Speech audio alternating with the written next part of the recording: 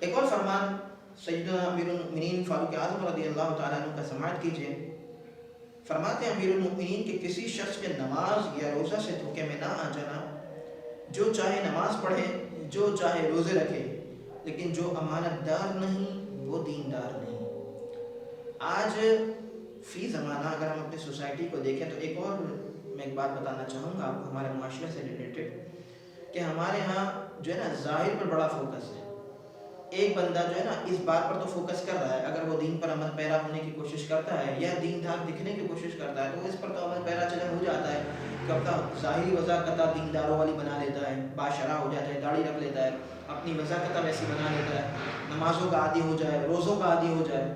لیکن آپ سوچیں ذرا کہ ایک بندہ جس کی ظاہری وضاحت دینداروں والی ہو، نمازیں پڑھتا ہو، روزے رکھتا ہو، لیکن اس کے اندر امانت داری نہ ہو. جب تجارت کرنے جائے تو 2 نمبری کرے، جب تجارت کرنے جائے تو جھوٹ بول کر سودا بیچے، جب تجارت کرنے جائے تو معاذ اللہ خیانت کرے، جب تجارت کرنے بیٹھے تو رشوت کا لین دین کرے، سودی کاروبار کرتا ہو، نوکری کے معاملات میں ناجائز کمیشن کھاتا ہو. یہ ہمارے یہاں عام ہو گیا نا. اب تو ہمارے یہاں بہت عام ہے کہ اگر کوئی شخص جو ہے نا وہ کسی جگہ کسی بڑی کمپنی میں جاب کرتا ہے اور اس کا کوئی عہدہ ہے، اب وہ اگر کسی باہر والے شخص کو کوئی اپنی کمپنی سے ریلیٹڈ کوئی کام دینا چاہتا ہے تو فوراً ناجائز کمیشن کا مطالبہ کرتا ہے کہ میرا اس کام میں یہ کمیشن رکھو تو میں اپنی کمپنی کا یہ کام تمہیں دلوا دوں گا. یہ ہمارے یہاں عام ہے، چاہے کوئی بھی فیلڈ ہو میرے دوستوں، کوئی بھی فیلڈ. میں کسی فیلڈ کو پوائنٹ آؤٹ نہیں کرتا، ورنہ شاید کوئی یہ سوچے گا کہ اس فیلڈ میں کیوں آپ ٹارگیٹ کر رہے ہیں، تو میں کسی فیلڈ کو پوائنٹ آؤٹ نہیں کرتا. میرے دوستوں آپ سب ماشاءاللہ عقل مند ہیں، ذی شعور ہیں، سمجھدار ہیں، اسی معاشرے میں رہتے ہیں. آپ کو پتہ ہے کہ ہمارے یہاں کاموں کے دیے جانے کا بھی جو ہے نا ایک بیس اور بنیاد یہ ہے کہ یہ بندہ مجھے چونکہ زیادہ کمیشن دلا رہا ہے تو میں اس کو یہ کام دوں گا، یہ بندہ مجھے کم کمیشن دلا رہا ہے تو اس کو میں کام نہیں دوں گا. اب جو بندہ حلال کام کر رہا ہے اور وہ ناجائز کمیشن دینا نہیں چاہتا تو ایسے شخص کے لیے ہماری سوسائٹی میں سروائیو کرنا مشکل ہو جاتا ہے. پھر ہوتا کیا ہے، نتیجتاً شیطان بھی اس کے دل میں وسوسہ ڈالتا ہے کہ نہیں تم بھی یہ کام کرو، سب یہی کر رہے ہیں. تو ہوتا کیا ہے، پھر وہ بھی اسی کام میں پڑ جاتا ہے جس کام میں سب پڑے ہوئے ہوتے ہیں، اور سب کے سب ایک پورا کا پورا جمع غفیر اور پورا جھنڈ جو وہ حرام کی طرف مائل ہو جاتا ہے.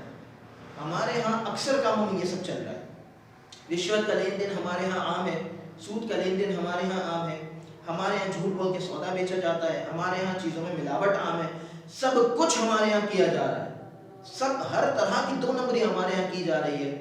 اور پھر ہمارے یہاں ماشاءاللہ ایک بندہ ایک ایسے بھی لوگ پائے جاتے ہیں کہ جو نمازوں کی پابندی کرتے ہیں، روزوں کی پابندی کرتے ہیں، لیکن رشوت سے، سود سے، ناجائز کمیشن سے وہ اپنی جان نہیں چھوڑاتے.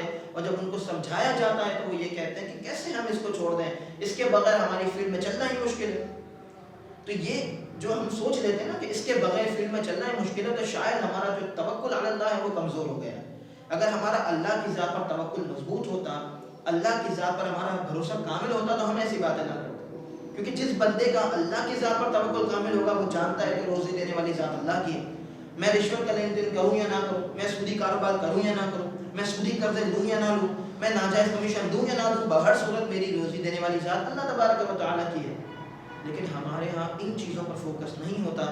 ہمارے ہاں فوکس اس چیز پر ہوتا ہے کہ بس مال آنا چاہیے، کہیں سے بھی آئے، صحیح طریقے سے آئے کہ 2 نمبر طریقے سے آئے، بس مال آنا چاہیے. تو امیر المؤمنین سیدنا فاروق اعظم فرماتے ہیں کہ نمازیں پڑھ رہا ہے بندہ، روزے رکھ رہا ہے، لیکن اگر امانت داری نہیں تو دینداری بھی نہیں.